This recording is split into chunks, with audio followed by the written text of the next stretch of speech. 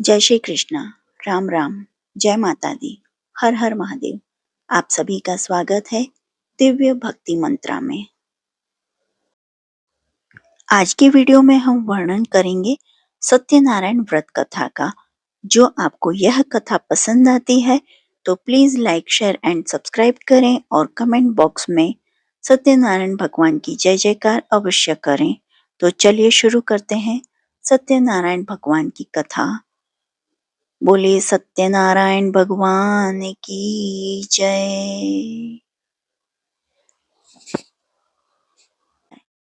एक समय की बात है, नैमिषारण्य तीर्थ में सौनकादि 28,000 ऋषियों ने श्री सूत जी से पूछा, हे प्रभु, इस कलयुग में वेद विद्या रहित मनुष्यों को प्रभु भक्ति किस प्रकार मिल सकती है तथा उनका उद्धार कैसे होगा। हे मुनि श्रेष्ठ, कोई ऐसा तप बताइए जिससे थोड़े समय से ही पुण्य मिले और मनवांछित फल भी मिल जाए। इस प्रकार की कथा सुनने की हम लोग इच्छा रखते हैं। सभी शास्त्रों के ज्ञाता सूत बोले, हे वैष्णवों, मैं पूज्य आप सभी की ने प्राणियों के हित के बारे में पूछी है, इसलिए मैं एक ऐसे श्रेष्ठ व्रत के बारे में आप लोगों को जरूर बताऊंगा जिसके बारे में नारद जी ने लक्ष्मी नारायण जी से पूछा था और लक्ष्मीपति श्री हरि ने नारद जी से कहा था। अब आप भी इसे सुनिए। एक समय की बात है, नारद जी दूसरों के हित की इच्छा के लिए अनेकों लोकों में घूमते हुए मृत्यु लोक में जा पहुंचे। यहाँ उन्होंने अनेक योनियों में जन्मे सभी मनुष्यों को अपने कर्मों के अनुसार पीड़ा झेलते हुए देखा। उनका दुख देख नारद जी सोचने लगे कि ऐसा क्या किया जाए जिससे निश्चित रूप से मानव के दुखों का अंत हो जाए। इसी विचार पर मनन करते हुए वह विष्णु लोक में गए। वहां वह नारायण की स्तुति करने लगे और बोले, हे भगवान, आप अत्यंत शक्ति से संपन्न हैं। निर्गुण स्वरूप सृष्टि के कारण भक्तों के दुख को दूर करने वाले आपको मेरा प्रणाम। नारद जी की स्तुति सुन विष्णु भगवान बोले, मुनि श्रेष्ठ, आपके मन में क्या बात है, उसे निसंकोच कहो। इस पर नारद मुनि बोले कि मृत्युलोक में अनेक योनियों में जन्मे मनुष्य अपने कर्मों के द्वारा अनेकों दुख से दुखी हो रहे हैं। हे प्रभु, आप तो ये बताइए कि वो मनुष्य थोड़े प्रयास से ही अपने दुखों से छुटकारा पा सकते हैं। तब श्री हरि बोले, हे नारद, मनुष्यों की भलाई के लिए तुमने बहुत उत्तम प्रश्न पूछा है। स्वर्ग लोक व मृत्यु लोक दोनों में एक दुर्लभ उत्तम व्रत है जो पुण्य देने वाला है। आज प्रेम वश होकर मैं उसे तुमसे कहता हूँ। श्री सत्यनारायण भगवान का व्रत अच्छी तरह विधान पूर्वक करके मनुष्य तुरंत ही यहाँ सुख भोग कर मरने पर मोक्ष पाता है। श्री हरि के वचन सुन नारद जी बोले कि उस व्रत का क्या फल है प्रभु, और उसका विधान क्या है। यह व्रत किसने किया था, इस व्रत को किस दिन करना चाहिए, आप सब विस्तार पूर्वक बताएं। नारद की बात सुनकर फिर श्री हरि बोले, दुख व शोक को दूर करने वाला, यह सभी स्थानों पर विजय दिलाने वाला है। मानव को भक्ति व श्रद्धा के साथ शाम को श्री सत्यनारायण की पूजा धर्म परायण होकर ब्राह्मणों व बंधुओं के साथ करने के साथ ही शक्ति अनुसार भक्ति भाव से भगवान का भोग लगाएं, आरती गाएं और ब्राह्मणों सहित बंधु बांधवों को भी भोजन कराएं। उसके बाद स्वयं भोजन करें। कीर्तन भजन के साथ भगवान की भक्ति में लीन हो जाएं। इस तरह से सत्यनारायण भगवान का यह व्रत करने पर मनुष्य की सारी इच्छाएं निश्चय रूप से पूरी होती हैं। इस काली अर्थात कलयुग में मृत्युलोक में मोक्ष का यही एक सरल उपाय बताया गया है। श्रीमन नारायण नारायण नारायण भज मन नारायण नारायण नारायण। श्री सत्यनारायण भगवान की जय। सत्यनारायण व्रत कथा का प्रथम अध्याय संपूर्ण। दूसरा अध्याय। श्री सूची बोले, हे द्विजो, अब मैं पुनः पूर्व काल में जिसने इस सत्यनारायण व्रत को किया था उसे भली भांति विस्तार पूर्वक कहूंगा। रमणीय काशी नामक नगर में कोई अत्यंत निर्धन ब्राह्मण रहता था। भूख और प्यास से व्याकुल होकर वह प्रतिदिन पृथ्वी पर भटकता रहता था। ब्राह्मण प्रिय भगवान ने उस दुखी ब्राह्मण को देखकर वृद्ध ब्राह्मण का रूप धारण करके उस द्विज से आदर पूर्वक पूछा, हे विप्र, प्रतिदिन अत्यंत दुखी होकर तुम किस लिए पृथ्वी पर भ्रमण करते रहते हो? हे द्विज श्रेष्ठ, यह सब बतलाओ, मैं सुनना चाहता हूँ। ब्राह्मण बोला, प्रभु, मैं अत्यंत दरिद्र ब्राह्मण हूँ और भिक्षा के लिए ही पृथ्वी पर घुमा करता हूँ। यदि मेरी इस दरिद्रता का कोई दूर करने का कोई उपाय हो तो मुझे बताइए। वृद्ध ब्राह्मण बोला, हे ब्राह्मण देव, सत्यनारायण भगवान विष्णु अभिष्ट फल को देने वाले हैं। हे विप्र, तुम उनका उत्तम व्रत करो, जिसे करने से मनुष्य सभी दुखों से मुक्त हो जाता है। व्रत के विधान को भी ब्राह्मण से यत्न पूर्वक कहकर वृद्ध ब्राह्मण रूपी रूपधारी भगवान विष्णु वहीं पर अंतर्धान हो गए। वृद्ध ब्राह्मण ने जैसा कहा है, उस व्रत को अच्छी प्रकार से वैसे ही करूंगा। यह सोचते हुए उस ब्राह्मण को रात में नींद नहीं आई। अगले दिन प्रातः काल उठकर सत्यनारायण का व्रत करूंगा, ऐसा संकल्प करके वह ब्राह्मण भिक्षा के लिए चल पड़ा। उस दिन ब्राह्मण को भिक्षा में बहुत सा धन प्राप्त हुआ। उसी धन से उसने बंधु बांधवों के साथ भगवान सत्यनारायण का व्रत किया। इस व्रत के प्रभाव से वह श्रेष्ठ ब्राह्मण सभी दुखों से मुक्त होकर समस्त संपत्तियों से संपन्न हो गया। उस दिन से लेकर प्रत्येक महीने उसने यह व्रत किया। इस प्रकार भगवान सत्यनारायण के इस व्रत को करके वह श्रेष्ठ ब्राह्मण सभी पापों से मुक्त हो गया और उसने दुर्लभ मोक्ष पद को प्राप्त किया। हे विप्र, पृथ्वी पर जब भी कोई मनुष्य श्री सत्यनारायण का व्रत करेगा, उसी समय उसके समस्त दुख नष्ट हो जाएंगे। हे ब्राह्मणों, इस प्रकार भगवान नारायण ने महात्मा नारद जी से जो कुछ कहा, मैंने वह सब आप लोगों से कह दिया। आगे अब और क्या कहूँ, इसे सुने। इस पृथ्वी पर उस ब्राह्मण से सुने हुए इस व्रत को किसने किया, हम सब वह सब सुनना चाहते हैं। उस व्रत पर हमारी श्रद्धा हो रही है। श्री सूत जी बोले, मुनियों, पृथ्वी पर जिसने यह व्रत किया उसे आप लोग सुने। एक बार वह द्विजश्रेष्ठ अपनी धन संपत्ति के अनुसार बंधु बांधवों तथा परिवारजनों के साथ व्रत करने के लिए उद्यत हुआ। इसी बीच एक लकड़हारा वहां आया और लकड़ी बाहर रखकर उस ब्राह्मण के घर गया। प्यास से व्याकुल वह उस ब्राह्मण को व्रत करता हुआ देख प्रणाम करके उससे बोला, प्रभु, आप यह क्या कर रहे हैं? इसके करने से किस फल की प्राप्ति होती है? विस्तार पूर्वक मुझसे कहिए। विप्र ने कहा, यह सत्यनारायण का व्रत है जो सभी मनोरथों को प्रदान करने वाला है। उसी के प्रभाव से मुझे यह सब महान धन धान्य आदि प्राप्त हुआ है। जल पीकर तथा प्रसाद ग्रहण करके वह नगर चला गया। सत्यनारायण के लिए मन से ऐसा सोचने लगा, आज लकड़ी लकड़ी बेचने से जो धन प्राप्त होगा उसी धन से भगवान सत्यनारायण का श्रेष्ठ व्रत करूंगा। इस प्रकार मन से चिंतन करता हुआ लकड़ी को मस्तक पर रखकर उस सुंदर नगर में गया जहाँ धन संपन्न लोग रहते थे। उस दिन उसने लकड़ी का दुगुना मूल्य प्राप्त किया। इसके बाद प्रसन्न हृदय होकर वह पके हुए केले का फल, शर्करा, घी और गेहूं का चूर्ण सवाया मात्रा में लेकर अपने घर आया। तत्पश्चात अपने बांधवों को बुलाकर विधि विधान से भगवान शिव सत्यनारायण का व्रत किया।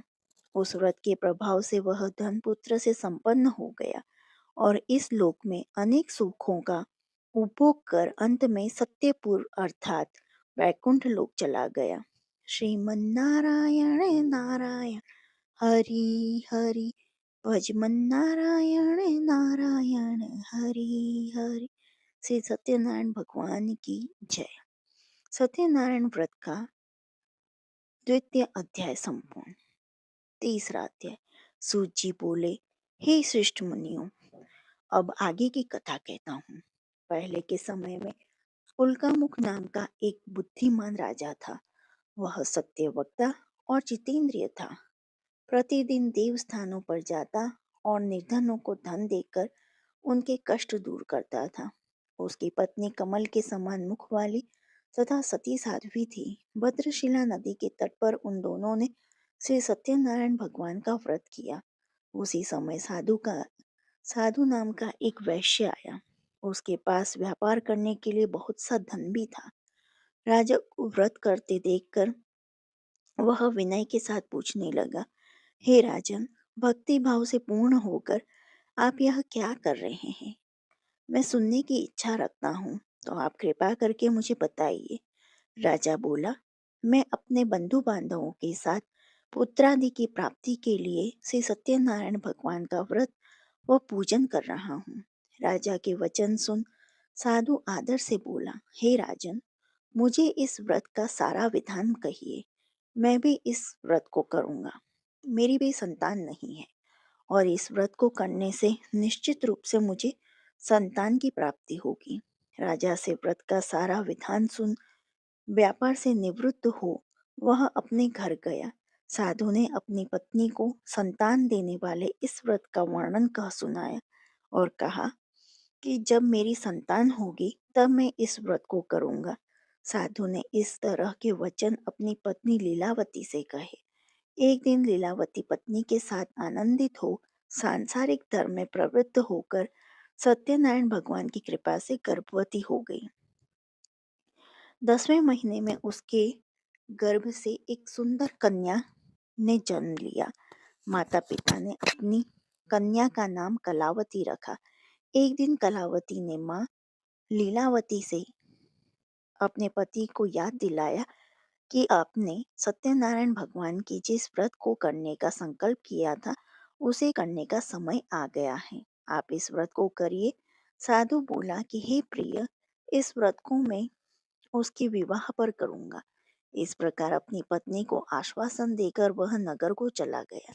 साधु ने एक बार नगर में अपने कन्या को सखियों के साथ देखा तो उसे लगा कि उसकी कन्या अब विवाह योग्य हो गई है और उसने कन्या के योग्य वर ढूंढने का शुरू किया। एक दिन साधु की बात को ध्यान में रखते हुए एक नगर में पहुंचा और वहां देखभाल कर लड़की के सुयोग्य वाणिक पुत्र को ले आया। सुयोग्य लड़के को देख साधु ने बंधु बांधवों को बुलाकर अपनी पुत्री का विवाह कर दिया। लेकिन दुर्भाग्य की बात यह है कि साधु ने अभी भी श्री सत्यनारायण भगवान का व्रत नहीं किया। इस पर श्री भगवान क्रोधित हो गए और श्राप दिया। अपने कार्य में कुशल साधु बन्या जमाई को लेकर समुद्र के पास स्थित होकर रत्नासारपुर नगर में गया। वहां जाकर दामाद ससुर दोनों मिलकर चंद्रकेतु राजा के नगर में व्यापार करने लगे। एक दिन भगवान सत्यनारायण की माया से एक चोर राजा का धन चुराकर भाग रहा था। उसने राजा के सिपाहियों को अपना पीछा करते देख चुराया हुआ धन वहां रख दिया जहां साधु अपने जमाई के साथ ठहरा हुआ था। राजा ने सिपाहियों राजा के सिपाहियों ने साधु वैश्य के पास राजा का धन पड़ा देखा तो वह ससुर जमाई दोनों को बांधकर प्रसन्नता से राजा के पास चले गए और कहा कि उन दोनों चोरों को हम पकड़ लाए हैं। आप आगे की कार्यवाही की आज्ञा दें। राजा की आज्ञा से उन दोनों को कठिन कारावास में डाल दिया गया। उनका सारा धन भी उनसे छीन लिया गया। श्री सत्यनारायण भगवान से श्राप से साधु की पत्नी भी बहुत दुखी हुई। घर में जो धन रखा था उसे चोर चुरा ले गए। शारीरिक तथा मानसिक पीड़ा व भूख प्यास से अति दुखी हो अन्न की चिंता में कलावती के ब्राह्मण कलावती के ब्राह्मण के घर गई। वहां उसने सत्यनारायण भगवान का व्रत होते देखा। फिर कथा भी सुनी। वह प्रसाद ग्रहण कर वह वापिस आई। रात में कलावती रात को घर वापस आई। माता की ने कलावती से पूछा, हे पुत्री, अब तक तुम कहाँ थी? तेरे मन में क्या है? कलावती ने अपनी माता से कहा, हे माता, मैंने एक ब्राह्मण के घर श्री सत्यनारायण भगवान का व्रत देखा है। कन्या के वचन सुन लीलावती भगवान के पूजन की तैयारी करने लगी। लीलावती ने परिवार व बंधुओं सहित सत्यनारायण भगवान का पूजन किया और उनसे वर मांगा कि मेरे पति तथा जमाई शीघ्र घर आ जाएं। साथ ही यह प्रार्थना भी की कि हम सबका अपराध क्षमा करें। श्री सत्यनारायण भगवान इस व्रत से संतुष्ट हो गए और राजा चंद्रकेतु को अपने दर्शन देकर कहा, हे राजन, तुम उन दोनों वैश्यों को छोड़ दो और तुमने उनका जो धन लिया है उसे भी वापस लौटा दो। अगर ऐसा नहीं किया तो मैं तुम्हारा धन, राज्य व संतान सभी को नष्ट कर दूंगा। राजा को यह सब कहकर वह अंतर ध्यान हो गए। प्रातःकाल सभा में राजा ने अपना सपना सुनाया, फिर बोले कि उन दोनों को कैद से मुक्त कर सभा में लाओ। दोनों ने आते ही राजा को प्रणाम किया। राजा बोला, महानुभावों, भाग्यवश ऐसा कठिन दुख तुम्हें प्राप्त हुआ है, लेकिन अब तुम्हें कोई भय नहीं है। ऐसा कहकर राजा ने उन दोनों को नए वस्त्राभूषण भी पहनाए। जितना धन उनको दिया था उससे दुगुना कर वापस कर दिया। दोनों वैश्य अपने घर को चल दिए। श्रीमन्नारायण नारायण हरि हरि, श्रीमन्नारायण नारायण हरि हरि। श्री सत्यनारायण भगवान की जय। श्री सत्यनारायण भगवान व्रत का तृतीय अध्याय संपूर्ण। चौथा अध्याय। श्री सूत जी बोले, साधु बन्या मंगलाचरण कर और ब्राह्मणों को धन देकर अपने नगर के लिए चल पड़ा। साधु के कुछ दूर जाने पर भगवान सत्यनारायण की उसकी सत्यता की परीक्षा के विषय में जिज्ञासा हुई। साधु, तुम्हारी नाव में क्या भरा है? तब धन के मद में चूर दोनों महाजनों ने अवहेलना पूर्वक हंसते हुए कहा, दंडी, क्यों पूछ रहे हो? क्या कुछ द्रव्य लेने की इच्छा है? हमारी नाव में तो लता और पत्ते आदि भरे हुए हैं। ऐसी निष्ठुर वाणी सुनकर तुम्हारी बात सच हो जाए। ऐसा कहकर दंडी सन्यासी का रूप धारण किए हुए भगवान कुछ दूर जाकर समुद्र के समीप बैठ गए। दंडी के चले जाने पर नित्य क्रिया करने के पश्चात उतराई हुई अर्थात जल के ऊपर की और उठी हुई नौका को देखकर साधु अंतर्ध्यान अत्यंत आश्चर्य में पड़ गया और नाव में लता और पत्ते आदि देखकर मूर्छित हो पृथ्वी पर गिर पड़ा। सचेत होने पर वणिक पुत्र चिंतित हो गया। तब उसके दामाद ने इस प्रकार कहा, आप शोक क्यों करते हो? दंडी ने शाप दे दिया है। इस स्थिति में वे ही चाहे तो सब कुछ कर सकते हो, इसमें संशय नहीं है। अंततः उन्हीं की शरण में हमें चले, वही मन की इच्छा पूर्ण होगी। दामाद की बात सुनकर वह साधु बन्या उनके पास गया। वहां दंडी को देखकर उसने भक्ति पूर्वक उन्हें प्रणाम किया तथा आदर पूर्वक कहने लगा, आपके सम्मुख मैंने जो कुछ कहा है, असत्य भाषण रूप अपराध किया है। आप मेरे उस अपराध को क्षमा करें। ऐसा कर बारंबार प्रणाम करके वह महान शोक से आकुल हो गया। दंडी ने उसे रोता हुआ देखकर कहा, हे मूर्ख, रो मत, मेरी बात सुनो। मेरी पूजा से उदासीन होने के कारण तथा मेरी आज्ञा से ही तुमने बारंबार दुख प्राप्त किया है। भगवान की ऐसी वाणी सुनकर वह उनकी स्तुति करने लगा। साधु ने कहा, हे प्रभु, यह आश्चर्य की बात है कि आपकी माया से मोहित होने के कारण ब्रह्मा आदि भी देवता भी आपके गुणों और रूपों को यथावत रूप से नहीं जान पाते। फिर मैं मूर्ख आपकी माया से मोहित होने के कारण कैसे जान सकता हूँ? आप प्रसन्न हो, मैं अपनी धन संपत्ति के अनुसार आपकी पूजा करूंगा। मैं आपकी शरण में आया हूँ। मेरी जो नौका में स्थित पूरा धन था उसकी तथा मेरी रक्षा करें। उस बन्या की भक्ति युक्त वाणी सुनकर भगवान जनार्दन संतुष्ट हो गए। भगवान हरि उसे अभिष्ट वर प्रदान करके वहीं अंतर ध्यान हो गए। उसके बाद वह साधु अपनी नौका में चढ़ा और उसे धन धान्य से परिपूर्ण देखकर भगवान सत्यदेव की कृपा से हमारा मनोरथ सफल हो गया, ऐसा कहकर स्वजनों के साथ उसने भगवान की विधिवत पूजा की। भगवान श्री सत्यनारायण की कृपा से वह आनंद से परिपूर्ण हो गया और नाव को प्रयत्न पूर्वक संभाल कर उसने अपने देश के लिए प्रस्थान किया। साधु बन्या ने अपने दामाद से कहा, वह देखो मेरी रत्नपुरी नगरी दिखाई दे रही है। इसके बाद उसने अपने धन के रक्षक दूत को अपने आगमन का समाचार देने के लिए अपनी नगरी में भेजा। उसके बाद उस दूत ने नगर में जाकर साधु की भार्या को देखकर हाथ जोड़कर प्रणाम किया तथा उसके लिए अभिष्ट बात कही। सेठ जी, आपने दामाद तथा बंधु वर्गों के साथ बहुत सारे धन धान्य से संपन्न होकर नगर के निकट पधार गए। दूत के मुख से यह बात सुनकर वह महान आनंद से विह्वल हो गई और साध्वी ने से सत्यनारायण की पूजा करके अपनी पुत्री से कहा, मैं साधु के दर्शन के लिए जा रही हूँ, तुम भी शीघ्र आओ। माता का ऐसा वचन सुनकर व्रत को समाप्त करके प्रसाद का परित्याग कर वह कलावती भी अपने पति का दर्शन करने के लिए चल पड़ी। इससे भगवान सत्यनारायण रुष्ट हो गए और उन्होंने कहा उसके पति को तथा नौका को धन के साथ हरण करके जल में डुबो दिया। इसके बाद कलावती कन्या अपने पति को न देख महान शोक से रुदन करती हुई पृथ्वी पर गिर पड़ी।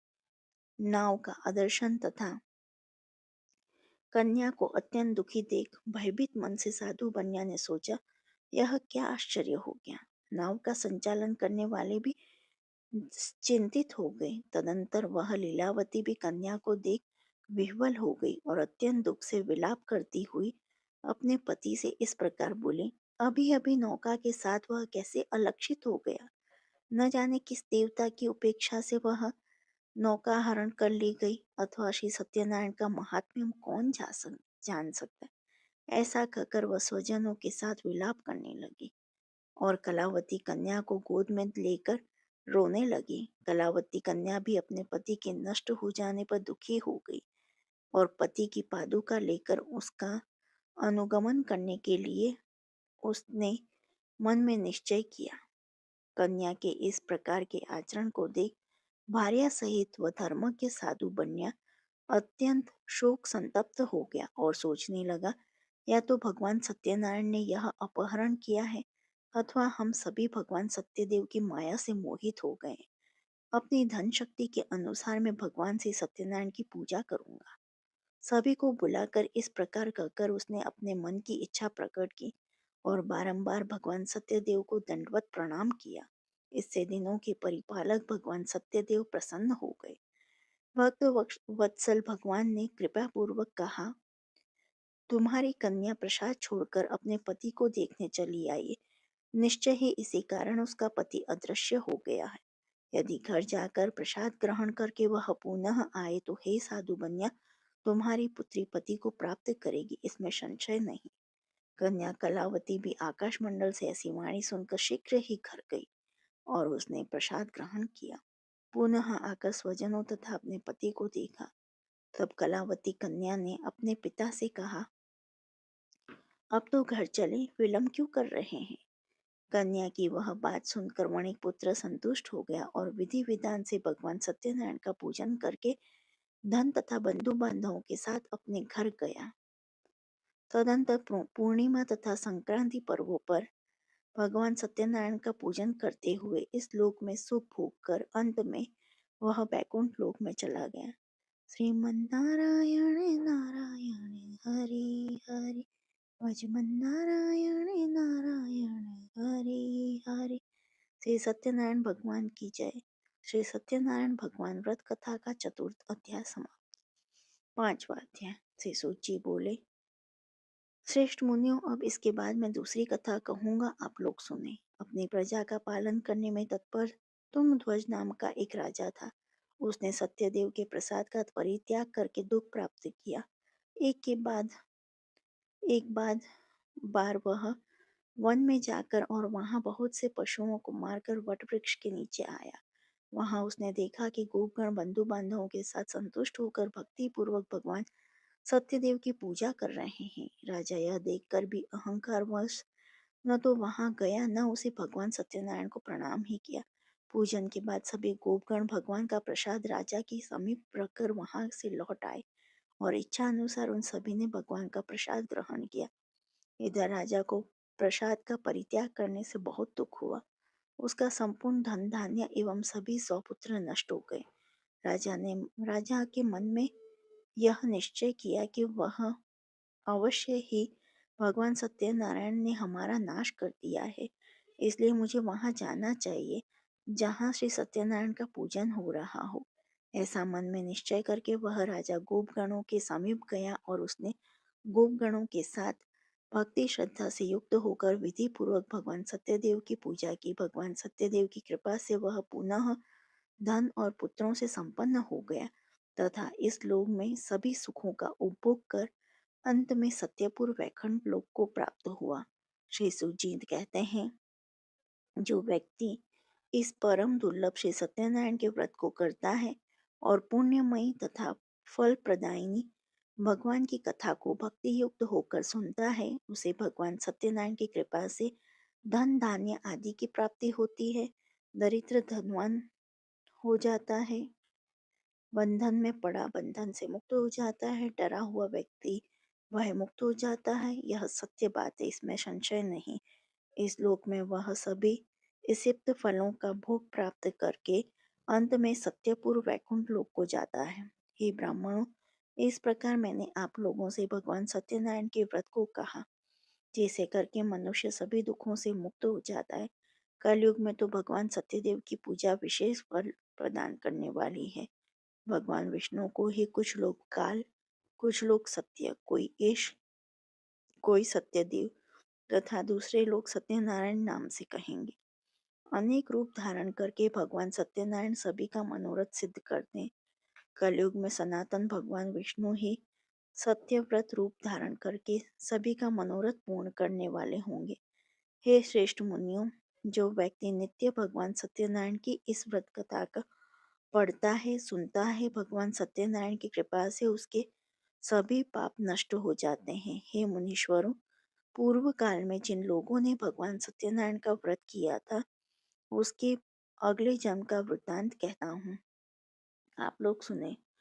महान प्रज्ञा संपन्न शतानंद नाम के ब्राह्मण सत्यनारायण व्रत करने के प्रभाव से दूसरे जन्म में सुदामा नामक ब्राह्मण हुए और उस जन्म में भगवान श्री कृष्ण का ध्यान करके उन्होंने मोक्ष प्राप्त किया। लकड़हारा भिल गोहों का राजा हुआ। अगले जन्म में उसने भगवान श्री राम की सेवा करके मोक्ष प्राप्त किया।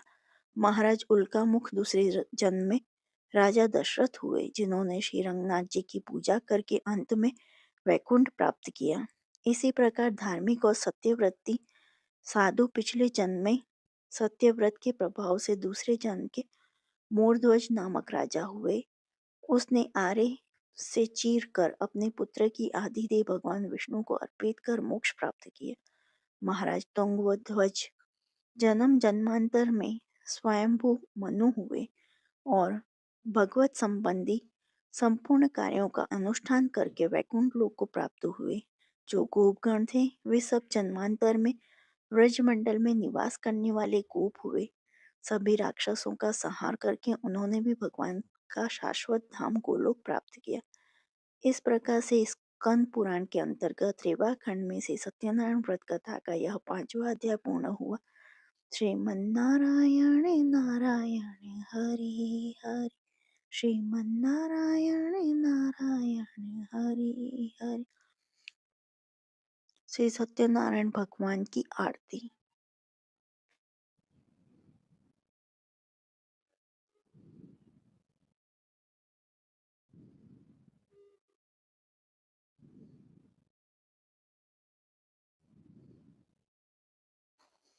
बोलिए सत्यनारायण भगवान की जय।